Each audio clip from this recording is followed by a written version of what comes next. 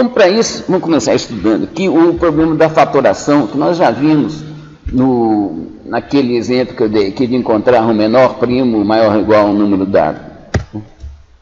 A fatoração, então, ela consiste em descobrir o menor divisor maior do que 1 de um número inteiro que é maior ou igual a 2. Estou chamando de V esse número. Se o menor fator for igual a V, esse número é primo. Bom, tanto faz. Então, o que a gente quer é encontrar o menor fator. E só para falar da importância desse problema, o seguinte, a segurança da informação, gente, todos os sites seguros, toda a informação encriptada que tem entre você e seu banco, e para todo o comércio eletrônico, para toda informação que é trocada com segurança, ela depende da dificuldade que é fatorar um número. Certo? Em geral, as chaves criptográficas são produtos de dois números primos grandes. Quando eu digo grandes, gente, são números de 1024 ou 2048 bits cada um. Você divide por 3, 1024, gente, são mais ou menos uns 300 algarismos decimais. É um número muito grande. E são produtos desses dois primos que, se você fatorar, você resolve o segredo. Só que é difícil computacionalmente. Gasta muito tempo para você conseguir fatorar. Nós veremos aqui vamos fazer algumas tentativas de fatorar. Bom, a primeira delas é essa que nós já vimos. Bom, nós simplesmente vamos tentando todos os fatores possíveis. Bom, o V é maior ou igual a 2, então a gente começa com 2. Dentro desse loop aqui você vai fazendo D igual a D mais 1 e sempre testa se o resto da divisão de V por D é igual a 0. Se for igual a 0, o loop para. Ele será igual a 0 no mínimo quando D atingir V. Tá bom? Então essa aqui é a nossa função. A gente simplesmente sai testando até encontrar um divisor. E a gente sempre vai encontrar porque V é divisor de V. Bom, nós vamos analisar a eficiência desse algoritmo aqui, e para isso, nós vamos usar esse programinha aqui, onde aqui está a função menor fator, e a gente vai cronometrar. Vamos ver o tempo efetivo que esse programa demora, tá? Que essa função demora. Tá bom? Então, eu fiz esse programa aqui, usando essa função timer, aqui, que vocês ainda não conhecem, que funciona da seguinte forma. Na primeira vez que você chama a timer, você dispara um cronômetro. Bom, na segunda vez, você lê o cronômetro. Bom, então o que eu fiz aqui foi cercar, né, a chamada da função menor fator por uma partida do cronômetro e uma leitura do cronômetro. Bom, então vamos... Fatora, que era esse programa aqui, Fatora. Deixa eu rodar esse programa. E, então, ele pede um número, né, que eu vou pôr aqui, por exemplo,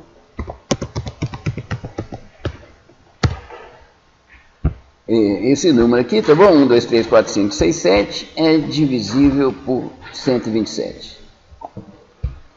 Então, agora, peraí que eu tenho que dar uma coladinha aqui. 13.103, 131.103. Esse número aqui é primo. Não. Esse aqui é primo. Você vê que ele está demorando. Né? Então, vamos olhar esses dois exemplos aqui, gente. Olha aqui. Um número pertinho do outro, tá bom? Quase igual ao mesmo número. Esse aqui, ó, demorou um tempo não perceptível pela função timer. Tá bom? O zero. Zero não é que demorou zero, mas com essa precisão que está aqui, não demorou nada.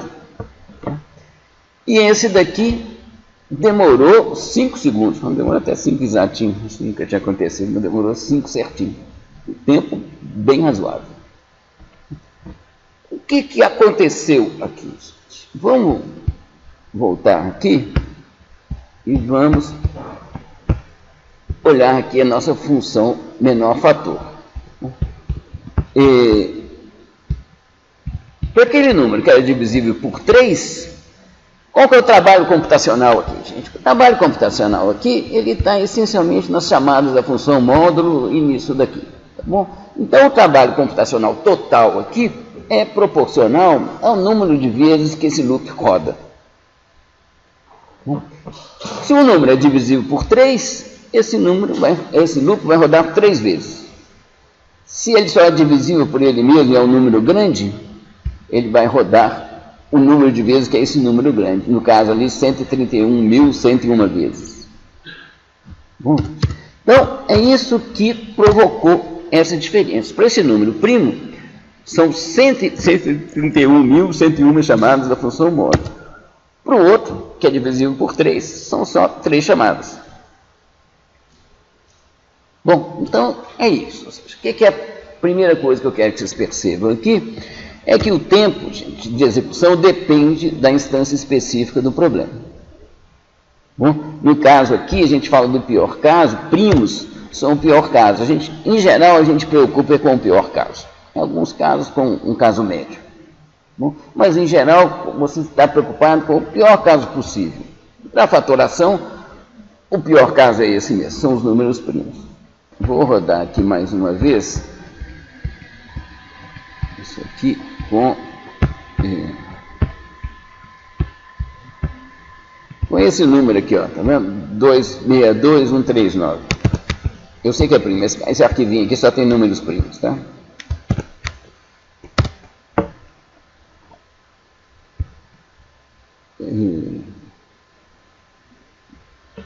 Tá demorando, né, gente? Vai demorar uns 10 segundos, tá vendo? É isso mesmo. Aqui. 9, quase 10 segundos aqui. Para cada um que a gente avançar aqui, gente, esse tempo vai dobrar praticamente. Então, para chegar nesse número aqui, você pode desistir que você vai ficar meses aqui rodando. Para a gente tentar descobrir, fatorar esse número aqui, por exemplo, com esse algoritmo aqui, é muito complicado. Bom,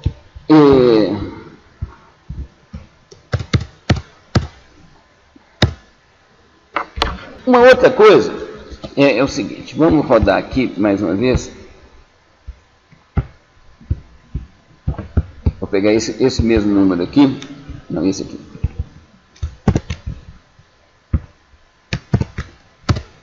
Ó, a gente tinha demorado 5 certinho, né? Aqui. Agora demorou um pouco mais.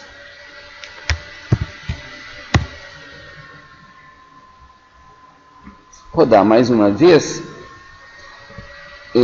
Demorou um pouco mais, demorou quase 6 aqui. Mas que é isso, gente? Eu tenho o mesmo programa, o mesmo computador, a mesma entrada, o mesmo resultado. Você vai rodar o mesmo programa. Como é que foi essa variação no tempo? De onde que veio isso? É isso que está aqui, gente, tá? Um mesmo programa ele pode apresentar variações no tempo de execução, sabe, de uma mesma instância. O fato é que dentro desse computador que está aqui, eu tenho diversos programas que estão rodando. Tem um que está atualizando o reloginho, tem um outro que está verificando como é que está o disco, tem outro que está fazendo... Tem um monte de tarefas rotineiras aqui que estão sendo realizadas aqui ao mesmo tempo. E o tempo do processador, ele é dividido. Se tem um sistema operacional, faz isso. Ele dedica um tempo para um programa, que é esse programa que está rodando. Ele dedica um tempo para outro programa, outro para outro. E tem essas mudancinhas aí, isso aí faz com que seja perdido algum tempo nessas comutações de programas. Bom, então é isso que provoca essas variaçõezinhas, não precisa vocês assustarem, não. Além disso, se a gente trocar de computador, coisa que eu não vou conseguir fazer aqui, mas eu fiz lá em casa, esses tempos aqui, ó, são da fatoração, que só tem números primos. Tá bom? Então esses aqui, os tempos menores, são da fatoração de números primos com um computador mais rápido. E esse daqui com um computador mais lento. Tá bom? Se não me engano, esse aqui é um notebook e esse aqui é um desktop. Tá? Mas só por coincidência, são os meus computadores. Bom, então, no exemplo, tem ruído, a coisa pode variar. Muda de computador, mudou. Então, o que a gente pode dizer sobre isso daqui? O que é que a gente consegue dizer de útil sobre qual tempo que vai demorar? De útil, a gente consegue dizer como que o tempo cresce quando o problema cresce. Bom, é isso que a gente tem de útil a dizer. Tá? Não quanto tempo vai demorar exatamente. Quanto tempo vai demorar exatamente varia de computador para computador, varia das condições daquele computador naquele momento, com qual concorrência que ele está enfrentando ali naquela hora, varia com um monte de fatores. E não é útil. Sabe por que adianta você ficar estudando as coisas para prever o tempo exatinho para um certo computador? A gente quer resultados mais gerais, mais duradouros, mais largamente aplicáveis. Então, para isso, a gente tem que renunciar. A gente tem que renunciar, fazendo. Não vou falar que isso aqui vai demorar 17,034 segundos, nada não. Eu vou dizer que isso aqui cresce, no caso aqui, cresce linearmente, né, com o valor do número primo representado. Isso é uma informação útil. Bom, o número primo que eu estou tentando fatorar, se você, lembrando do algoritmo, gente, o valor do número é o número de vezes que o loop vai rodar. Portanto, é o tempo que a função vai demorar para ser executada. Tá? É uma função. Então, cresce linearmente com o valor do número primo. Essa é a informação útil, essa é a informação interessante. E essa, sim, não depende do computador.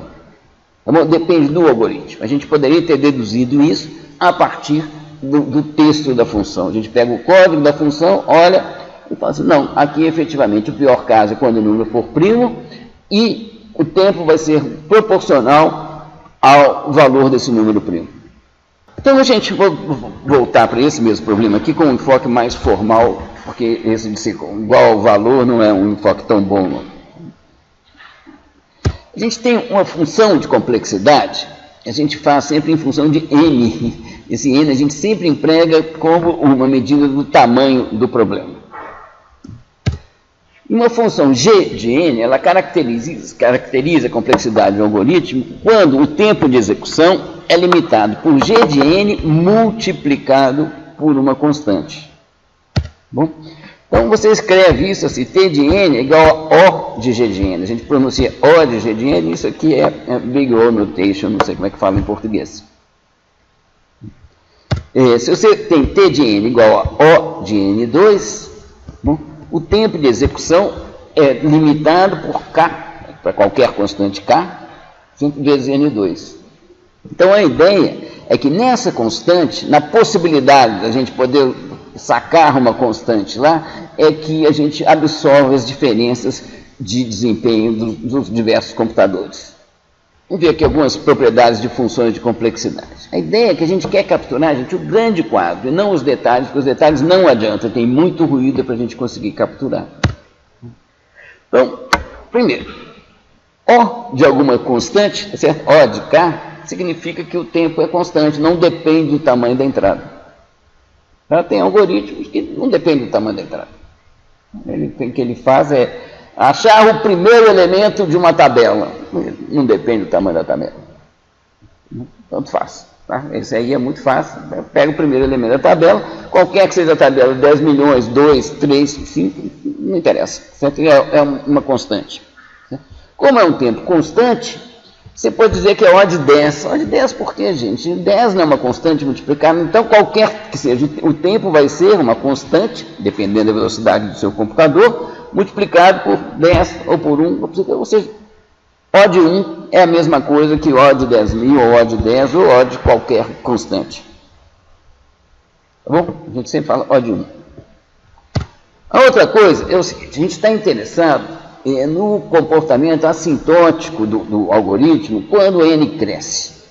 Tá? Para n pequeno, em geral, tanto faz, qualquer algoritmo está bom. É quando n cresce que a gente começa a se preocupar com o desempenho dos algoritmos. Então, de uma maneira geral, a gente nunca considera termos de menor ordem. Você sempre pega o termo dominante e fala que isso daqui, ó, é O de n3. A constante some, todas as constantes somem e os termos de menor ordem também desaparecem.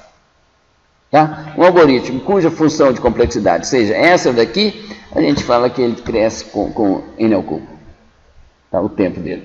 E mais algumas outras coisas também, como por exemplo, O de log 2 de n, nós vamos ver hoje aqui um algoritmo que é O de log 2 de n, é a mesma coisa que O de log 10 de n, que a gente fala só O de log de n, porque não depende da base. Na verdade, por quê, gente? Porque log 2 de n é o quê? Log 2 de 10 vezes log 10 de n. Vocês lembram disso?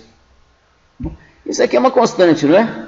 Então, qualquer constante é absorvida, gente. Então, Se isso aqui quer dizer que o tempo é proporcional a log 2 de n, isso aqui também quer dizer que isso aqui é proporcional a log 2 de n, e, na verdade, é proporcional a log em qualquer base de n.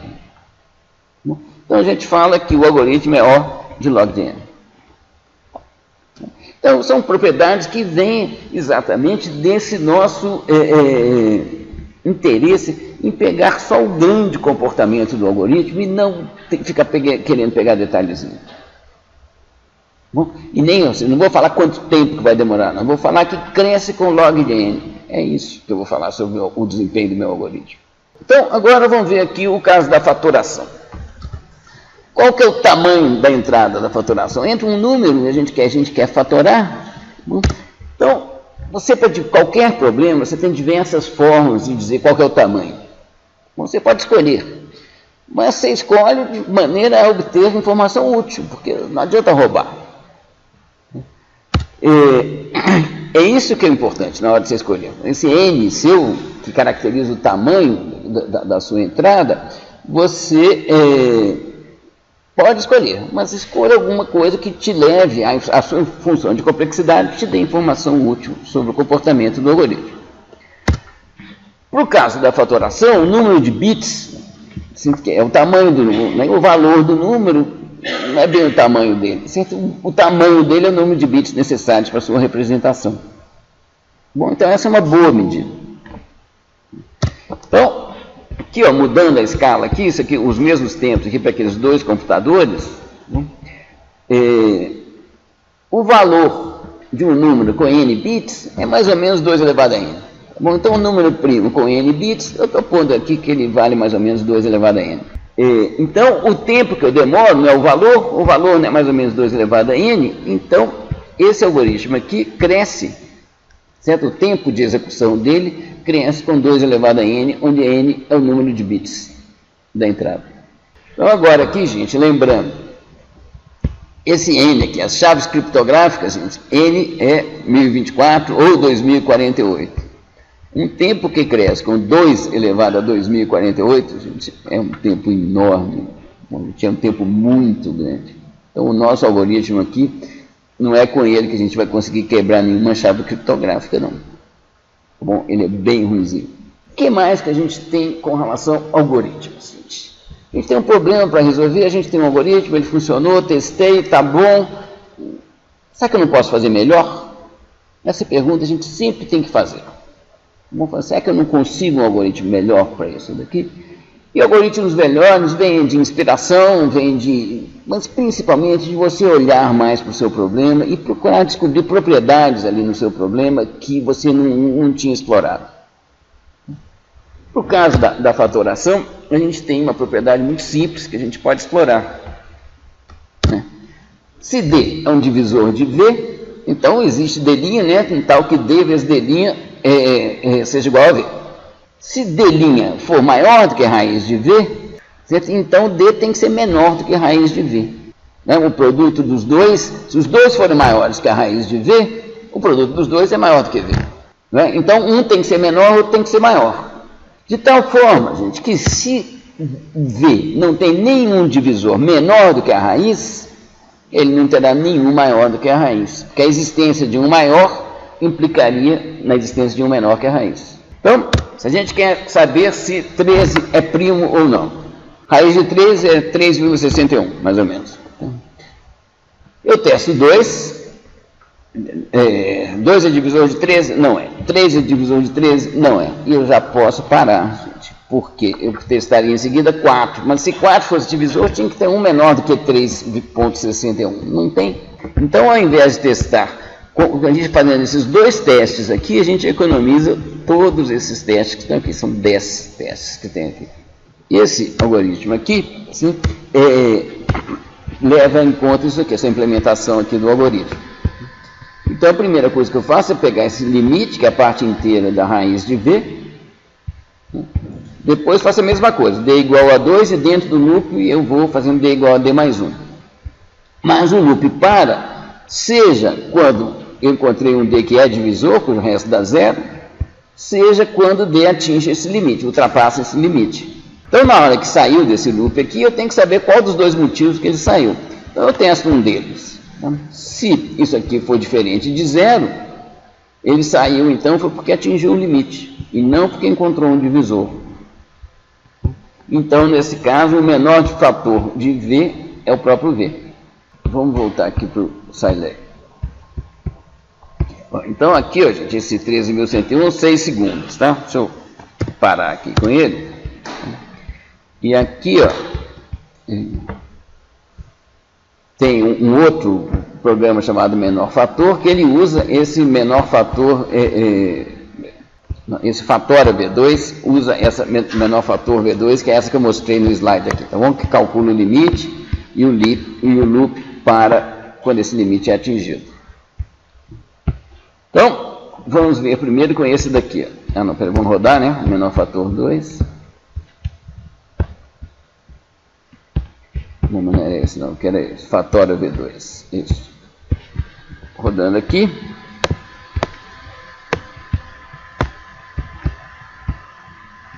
Um 31 101. Estava demorando 5 segundos ou mais, né? Demorou 0,03 segundos. Vamos pegar mais o outro que tinha aqui logo depois desse 131, esse daqui.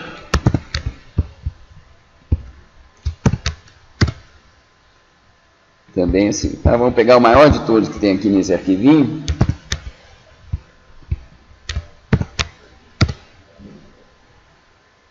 Demorou um pouquinho, mas menos de 2 segundos. Bom, se a gente pegar esse número aqui e rodar com o primeiro algoritmo, nós vamos ficar meses aqui esperando. Não estou brincando. Meses mesmo.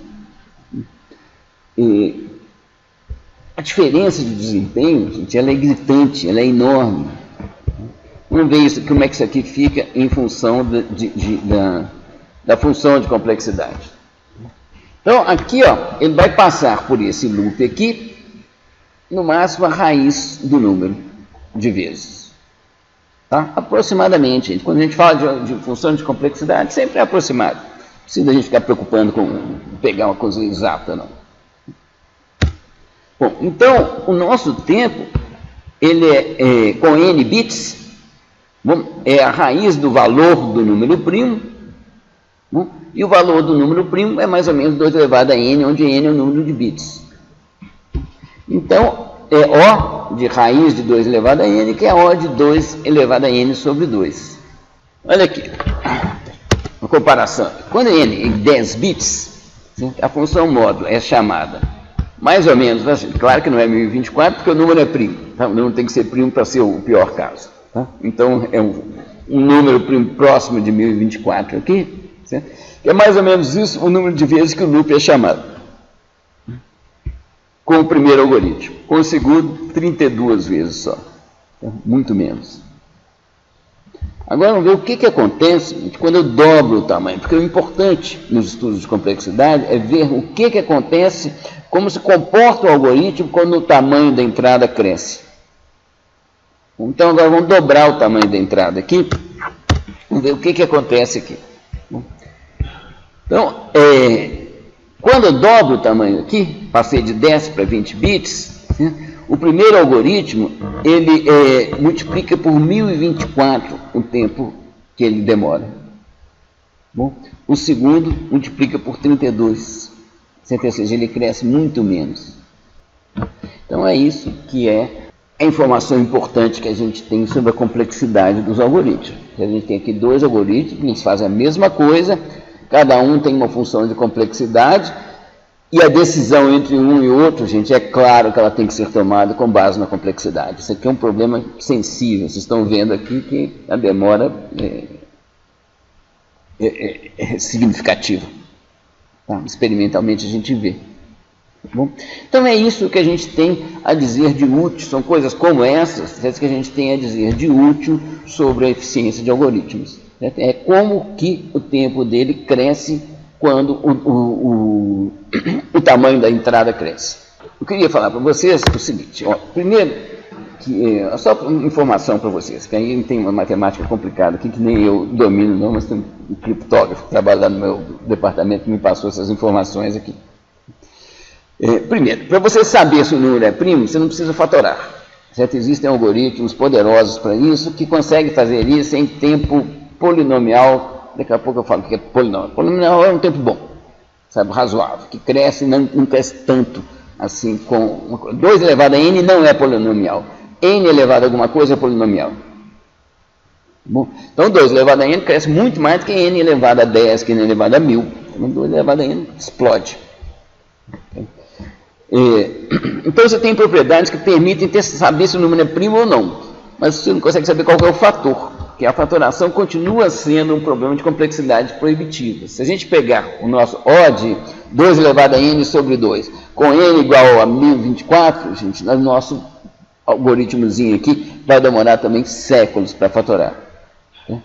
E por mais que todo mundo tente, isso vale muito dinheiro, ninguém conseguiu ter um algoritmo eficiente para fatoração. Tá bom? E é isso que constitui a base da criptografia RSA, que é uma empresa aí de criptografia que desenvolveu essa tecnologia e que no site dela tem lá, eles têm todo interesse em descobrir, se você conseguir quebrar uma chave deles, né, eles te pagam um bom prêmio, te dão uma grana, porque eles vendem segurança. Bom, e se você conseguir quebrar o sistema RSA, por um lado você ganha um dinheirinho, por outro lado isso é um desastre de primeira ordem no comércio pela internet, porque está tudo baseado nisso aqui, no fato de que é difícil quebrar isso aqui. Tá? Mas já está aí há bastante tempo, parece que ninguém vai conseguir quebrar.